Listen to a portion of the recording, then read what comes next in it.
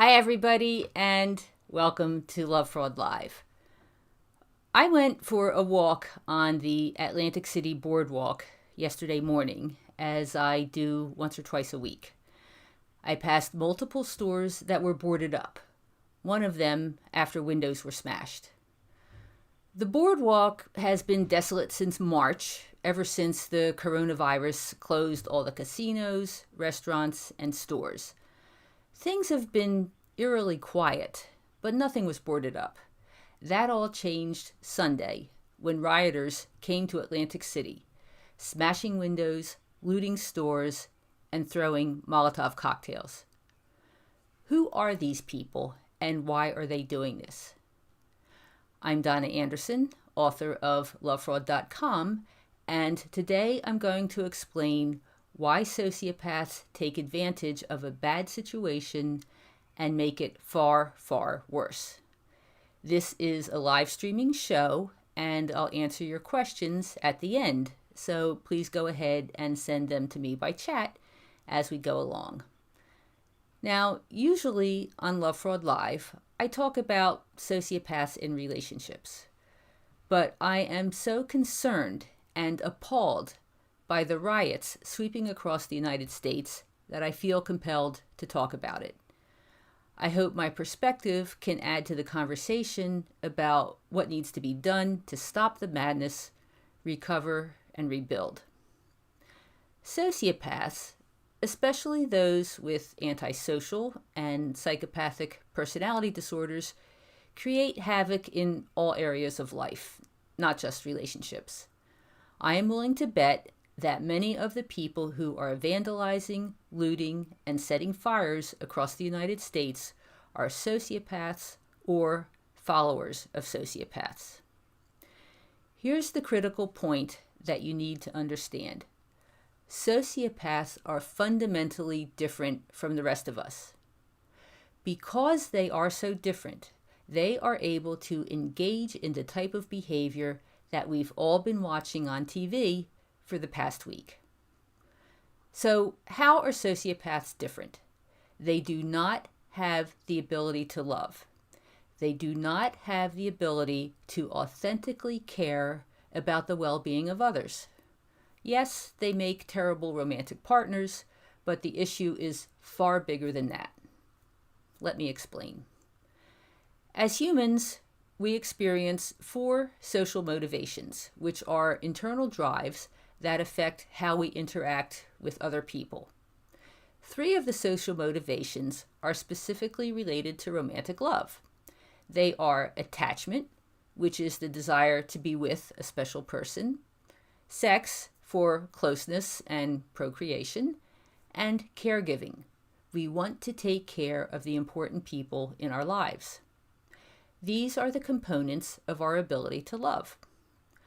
The 4th social motivation is dominance, our desire for power. Now, this isn't necessarily a bad thing because it's the power motivation that makes us want to succeed, become a leader, do well in business, buy a hot car, whatever we may want to achieve. But sometimes the power motivation morphs into aggression.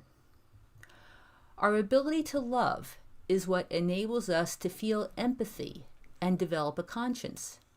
Therefore, the ability to love nudges us to put the brakes on behavior that harms others. Because sociopaths cannot love, they have no brakes on their dominance behavior. In sociopaths, the desire for dominance and power spirals out of control and takes over their personalities. For someone with antisocial, narcissistic, or psychopathic personality disorders, love means nothing. These people only feel satisfaction from power, control, and domination. So that's the base problem. Sociopaths have no ability to love and an out-of-control dominance motivation. These issues result in the personality traits and behaviors that we've all seen in sociopaths, such as an outrageous sense of entitlement, the belief that the rules do not apply to them, aggression and hostility, impulsiveness, irresponsibility, and risk-taking, a need for stimulation and proneness to boredom, pathological lying, poor behavior controls, a parasitic lifestyle, and lack of remorse or shame. You can see how these traits and behaviors contribute to the riots. I see the fingerprints of sociopaths all over this national tragedy, starting with the incident that set everything off, the Minneapolis cop, Derek Chauvin, kneeling on George Floyd's neck until he suffocated. Floyd repeatedly told the officer that he couldn't breathe, yet Chauvin stayed there with his knee on Floyd's neck for 8 minutes and 46 seconds. Who does that? Floyd was handcuffed. He wasn't going anywhere. Who forcibly subdues a helpless prisoner until he dies? My answer is that only someone who gets a charge out of power and control would behave in that way. Now, I haven't seen any official diagnosis of a personality disorder for Derek Chauvin, but only someone with no empathy could have done what that cop did. Derek Chauvin's behavior was an outrage, and I totally get the anger and pain of people who have been protesting. I get that many people of color have been subjected to police brutality and they are fed up. They should demand change. They should demonstrate. But sociopaths living among us have used this tragedy as an excuse to smash windows, loot stores, and burn businesses to the ground. Their objective is not social justice. They just want the thrill of dominance, or getting something for nothing, or terrorizing others and totally getting away with it. So, here in Atlantic City, New Jersey, a protest on Sunday afternoon started out peacefully enough, but eventually devolved into a riot. Here in town, we have an outlet shopping center right in the middle of town with factory stores like Ralph Lauren, Guess, Nike, and more. Rioters smashed the windows and looted 20 of these stores. One reporter captured a video of looters going into a Vans store. Now, first you see this young white girl in shorts and a bathing suit top standing casually in front of the store, holding a shirt that was obviously stolen from somewhere. It's still on the hanger. She steps through a broken window. At that moment, another white girl in shorts exits the store holding stolen clothes, followed by a skinny white boy clutching 4 boxes of shoes. Now, the cops approach them and they turn and run, dropping everything that they've stolen. You can watch the video for yourself. It's only 17 seconds long, and there's a link in the description below this video window. So, were these white kids stealing clothes from a Vans store in order to protest for social justice? I don't think so. In the meantime, a radio reporter covered the protests and riots for 7 hours. You can listen to a short 7-minute compilation of his coverage, highlights of the day. There's a link in the description below. He interviewed multiple Atlantic City officials who said that the majority of looters were from out of town. Another reporter posted a photo that showed a car with New York license plates backed up to the Nike outlet store. People were stealing merchandise and piling it into the car. So they came from New York to Atlantic City specifically to steal things. What does theft and firebombing have to do with social justice? Here in Atlantic City, along with the big name stores, several small community businesses were broken into and vandalized. In Minneapolis, many of the 308 wrecked businesses were owned by minorities. They lost their property, their investments, and their livelihoods. Where is the social justice in that? So, how did this happen? Sociopaths are opportunists. The run-of-the-mill looters saw an opportunity to wreak havoc, steal what they wanted, and get away with their crime. What could be more exciting? Remember, these people crave stimulation, and the entire country has been locked down for almost 3 months. They can easily justify their behavior in their own minds because life has been just so boring recently. They feel entitled to have some fun. Now, I don't think all the looters are sociopaths. Some people may have been followers or may have gotten swept up in the mass behavior. Some probably showed up to protest and then felt tremendous pressure to join in the rioting. I saw a lot of young people in the TV clips who were taking merchandise, and as we know, kids have notoriously bad judgment. Their morals are not fully developed. They believe that nothing will happen to them. So some of them probably got swept up in the excitement of the moment, kind of like many of us were swept up in the excitement of a romance with a charismatic new lover who later turned out to be a total sociopath. But the most frightening rioters are those who engaged in calculated destruction. Multiple officials have blamed anarchists and radicals from both the right and the left for hijacking peaceful protests. In fact, in Dallas, San Francisco, and Fayetteville, North Carolina, pallets of bricks were dropped off in areas where no construction was going on, but they were great locations for rioting. So when things got heated, the rioters threw these pre-staged bricks. Obviously, this was a plan. The destruction was intentional. So who is calling the shots in these extremist groups? My guess is that the leaders are sociopaths who have convinced their followers to go along with the destructive agendas. They probably run these groups kind of like cults.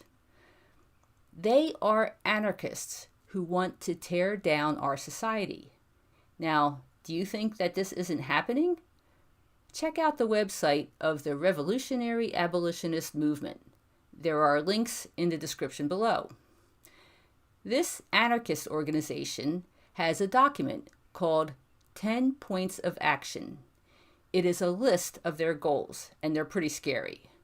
Goal number 1 is, and I quote, "Liberation will be won by any means necessary." Goal number 2 is, "We will destroy the state, police, military, corporations, and all those who run the American plantation." And goal number 10 says, "Militant networks will defend our revolutionary communities. Liberation begins where America dies." Yeah, that's what they said. And they are serious about their agenda. So, if sociopaths cause much of this destruction of the past few days, what does that mean for dealing with the situation? Here's what I think. First of all, our society needs to understand that sociopaths exist. There are people among us who are evil. Negotiation and mediation do not work with sociopaths. You may know this firsthand from trying to divorce a sociopath, or if you've been in some other legal battle. You can't explain to sociopaths how hurtful their behavior is and expect them to stop. They feel totally justified in what they are doing, and they will keep doing it until they are stopped. Therefore, they must be stopped. Cops who engage in brutality must be stopped. Criminals who break windows and steal must be stopped. Agitators who engage in domestic terrorism must be stopped. As for the rest of us, we need to recognize that sociopaths are willing to do anything to get what they want, no matter who gets hurt. We need to protect ourselves from them, and when necessary, unite against them. I believe that we need to listen to the people who have been wronged and to address legitimate grievances. It's only right. But we also need to understand that plenty of the rioters are likely sociopaths, and sociopaths consider the rest of us to be stupid marks just waiting to be exploited. And we can't let that happen. Okay, so let's see if we have any questions. I see a lot of chat.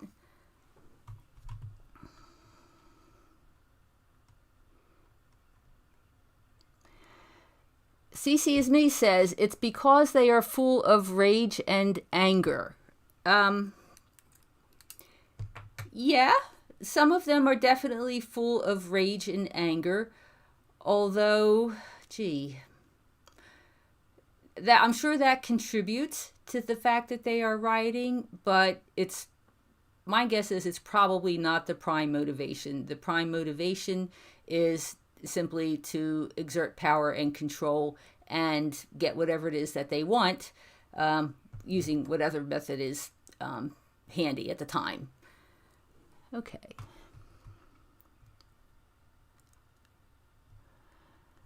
Wow, here's an interesting point. Shari says she thinks people are on prescriptions and are out of their minds. Possible. I don't know about that, but possible.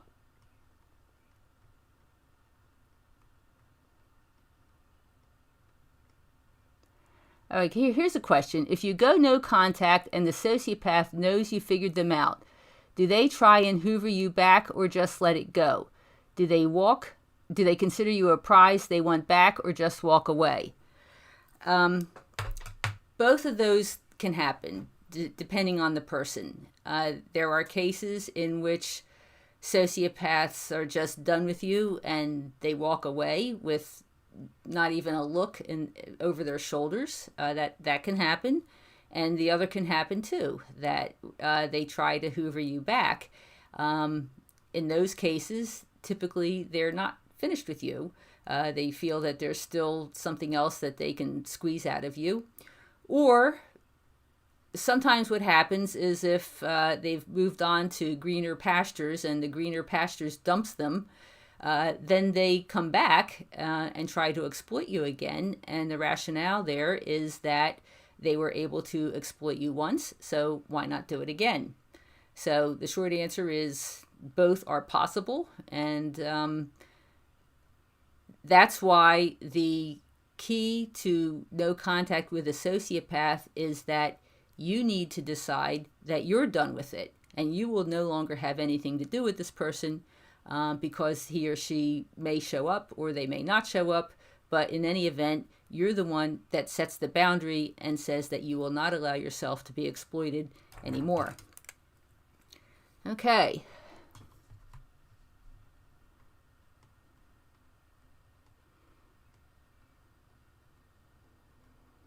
Yeah, Mary says that they take pleasure in being cruel, and that is certainly the case. I've seen horrible stories of people. I've been heard from people who've described stories where they're just like it. They just like inflicting pain.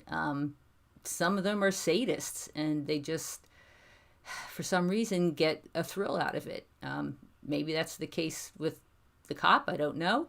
It might be the case with some of the rioters, but that's certainly a component of what can go on.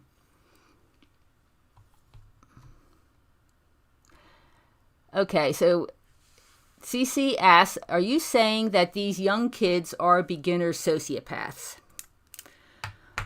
Well, sociopathy typically starts to become apparent around puberty. So, whenever that happens in a person, a boy or a girl, that's when they can start to show the signs of a personality disorder. However, as I've explained before, that personality disorders are highly genetic.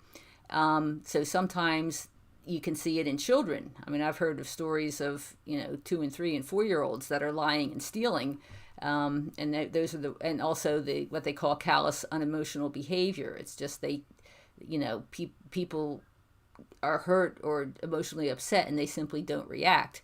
So these are the early warning signs that someone could be disordered. What happens is that they may be born with a genetic predisposition, and then typically they get, a bad environment to grow up in, either because their parents are bad or they're in a bad area. So I'm sure that has happened with a lot of the people, the young people, even the older people who are engaging in the rioting, is that, they may have come from having a genetic predisposition, and then the bad parenting or whatever, they grew up in these terrible neighborhoods, childhood adverse events, all these things. So that's how it comes about. Now, some people may already be well on their way to being disordered. By the time they're 16, 17, it usually locks in at least by early 20s. So some of them probably are disordered.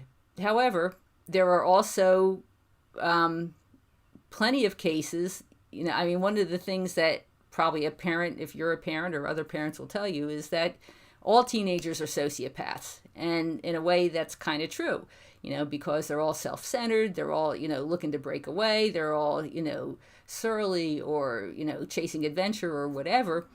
And the thing is that some of them, or most of them actually grow out of it. Most of them get through the teenage years and become regular people. But while they're in the teenage years, they may be susceptible to this type of situation. So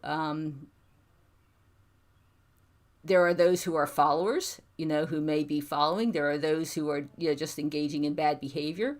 So it depends. But I wouldn't say that all of them are sociopaths. And also, it's highly unlikely that someone without a genetic predisposition could actually become disordered. It just doesn't work that way. But, I'm looking more at the anarchists and the people who are plotting this thing. And, there's plenty of indications that these were organized plans in many cases, and that people are intentionally trying to destroy our society. And those are the ones that are really scary. Okay, let's see what else we have.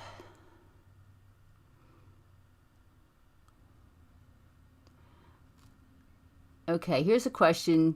Do you know when they are young that they will become a sociopath? It's important to understand that this is a genetic predisposition, and it doesn't necessarily mean their fate is already carved in stone. That's why people who realize that they've had children with someone who is disordered, especially while they're young, there are steps that can be taken to try and make it so that the disorder does not develop. Because, genetics is a crapshoot. You never know if the person has inherited that predisposition or not. But what's important is mainly to foster their ability to love.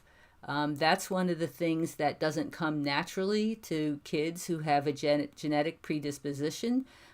Sometimes they don't need to be around their mother.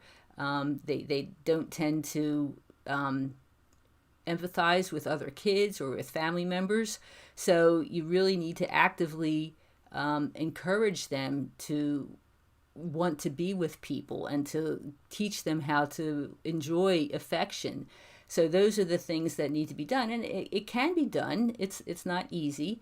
So I would say that if you know that you've had children with a disordered person, that you should take precautionary measures.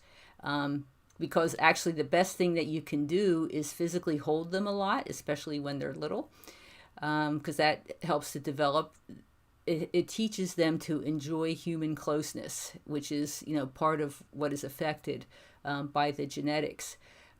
So, I mean, you want to do that if you know you've had children with someone who's disordered.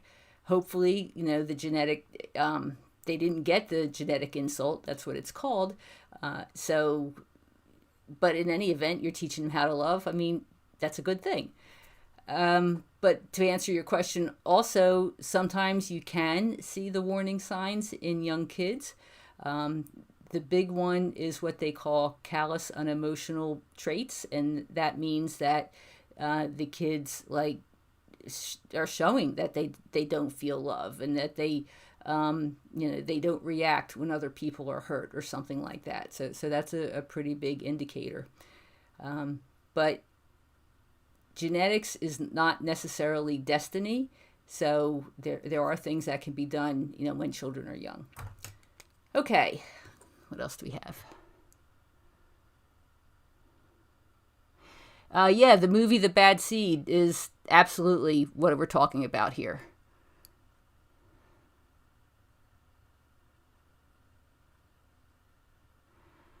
Okay, Mr. X found my address. For what reason would he want it? Well, that's hard to answer that question. Sometimes, as I said, they realized that they were able to use you before, and they like to keep their options open in case they have a need to use you again. That might be one reason. They just kind of like to keep track of previous targets. So again, the important thing is for you to decide that you will have nothing to do with this person, and if he tries to reach out to you, you'll put an end to it quickly. All right.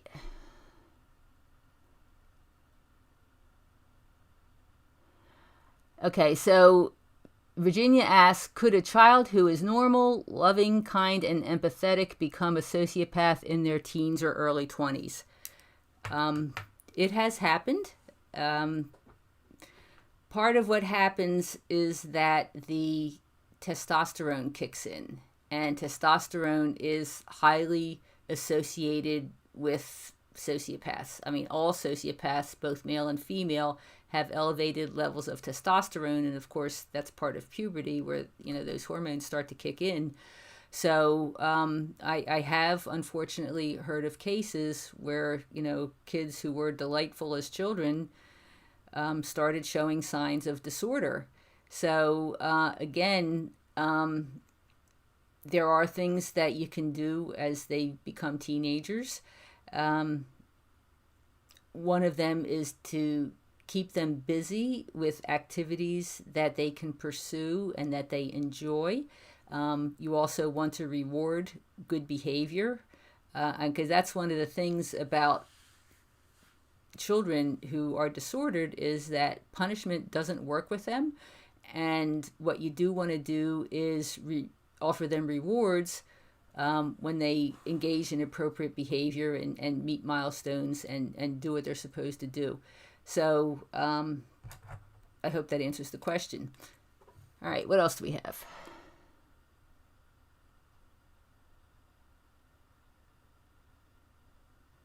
If an X meets all criteria for sociopathy but one, would you say they are a sociopath? Yes. As long as they meet a lot of them or most of them. And keep in mind that sociopathy is both a syndrome and a continuum, and I'll explain what that means. A syndrome means it's a bunch of traits that tend to hang together. For example, for psychopathy, it's like grandiose, deceitful, manipulative, needs excitement, a lot of short-term marriages. All these types of behaviors tend to hang together. And it's also a continuum. And what that means is that any particular individual can engage in any of these or show any of these traits or behaviors to greater or lesser degrees. So there's this whole matrix of possibilities that, they could have, this trait on a high level and that trait on a low level. But if you're seeing pretty much the whole pattern, then I think the safest thing to assume is that the person is disordered. And in any event, I mean, even if they're not totally disordered, it's still not going to be somebody that you want in your life, because sociopaths come in the low level, mid level, and high level. And you still don't want to hang around with the low levels or the mid levels. And they're actually the harder one to spot because they seem to be human more often than the real high level disordered. So if you're seeing someone who has all the traits but one, I would say that's probably not someone you want in your life. Okay.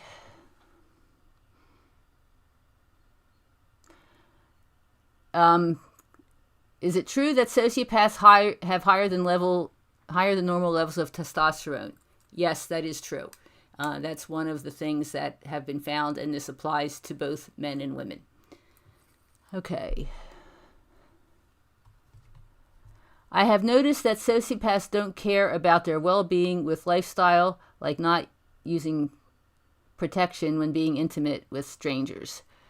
Why is that? Well, some of them, they're not all the same on that effect. I mean, there are some who are, as you say, have, believe they're invincible and don't take care of themselves and don't use protection and everything else. But then there are others who are like totally concerned with their health and spending all their time at the gym, concerned about, and some of them are actually hypochondriacs, always worried about, they're going to get sick or they've got this problem or that problem. So although there are plenty of people who meet that description, it's not universal. There are some that take care of themselves and some that absolutely don't. So both of those can obviously happen. Okay. Oh, Jean, loves my videos. Thank you so much. All right. It looks like we got through all the questions here. So thank you very much, everybody. I hope that this was informative and gave you some food for thought. And I'm hoping that everybody's staying safe. And we'll see you next week, Tuesday at 8 o'clock. Thanks a lot.